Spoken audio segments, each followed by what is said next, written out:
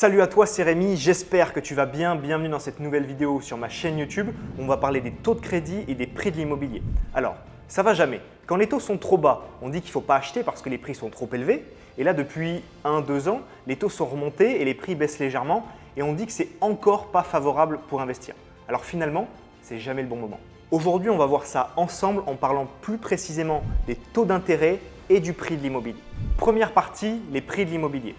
On a traversé une période 2013-2023 avec des prix qui ont beaucoup augmenté. On a pris en moyenne 30%.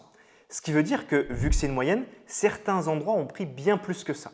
Là, depuis 2023 et pour 2024, on voit un marché qui tend à stopper cette augmentation des prix.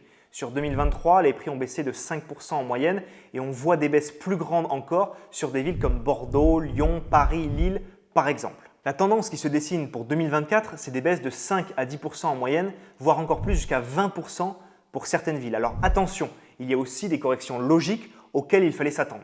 À Bordeaux par exemple, les prix de l'immobilier ont augmenté de 70% en 10 ans, donc 2 fois plus que la moyenne du pays. Donc forcément, c'était normal qu'il y ait un ralentissement, voire une baisse comme on le voit actuellement pour corriger ça. Ce n'est pas un krach immobilier, on sort simplement d'une période de hausse démentielle. À Paris, plus 248% d'augmentation depuis les années 2000. C'est énorme, il faut des corrections de marché. Nous en traversons actuellement une en ce moment. Deuxième partie, les taux de crédit immobilier. On a vécu une augmentation très rapide. Entre 2022 et 2023, on est monté de 1% sur 20 ans à 5-6% désormais. Alors forcément, c'est plus compliqué. Quelqu'un qui peut mobiliser une mensualité de 1 000 € pouvait emprunter 220 000 € avec un taux de 1% et maintenant il ne peut emprunter que 170 000 €. Ça va de pair. Hausse des taux, moins de gens qui peuvent emprunter, plus de dossiers refusés par la banque, baisse des prix. C'est logique et c'est drivé par des décisions qui sont prises à une échelle bien plus haute que la nôtre.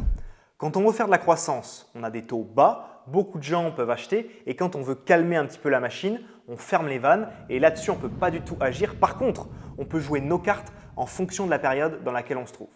Du coup, que faut-il faire? Avant, on était dans une période où le vendeur avait le pouvoir sur l'acheteur. Il y avait peu d'offres sur le marché, des prix élevés et donc le vendeur pouvait imposer son prix. Maintenant, c'est l'inverse. Les acheteurs ont la capacité de beaucoup plus négocier les biens immobiliers. Il ne faut pas avoir peur. Les prix mettent du temps à baisser car il y a une inertie. Il y a des vendeurs qui veulent résister à cette baisse des prix mais qui vont finir par craquer et par s'aligner sur les prix du marché. Et ça va te permettre de faire de très belles affaires.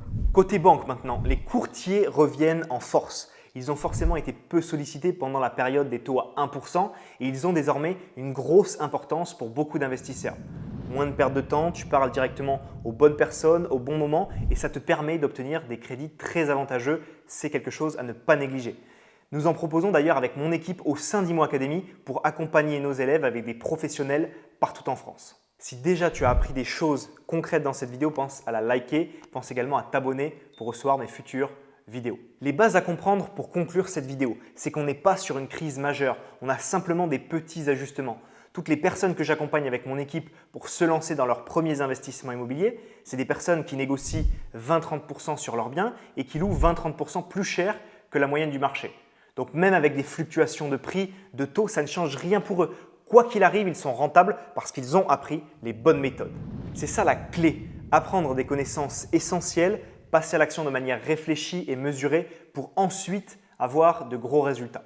Alors, soit tu fais partie des personnes qui trouvent toujours des excuses à ne pas investir et qui diront une fois à la retraite « Ah ben en fait, c'était mieux d'investir il y a 20 ans », soit tu apprends les bonnes méthodes maintenant, celles qui fonctionnent, qui sont efficaces pour créer de la rentabilité locative tout de suite. Si tu fais partie de la première team, des personnes qui passent à l'action, comme plus de 500 personnes que j'ai déjà accompagnées pour investir dans l'immobilier, je t'invite à suivre une formation offerte que je viens de mettre à jour. Ce sera directement en description. On se voit tous les deux de l'autre côté. C'était Rémi, à très vite. Ciao, ciao.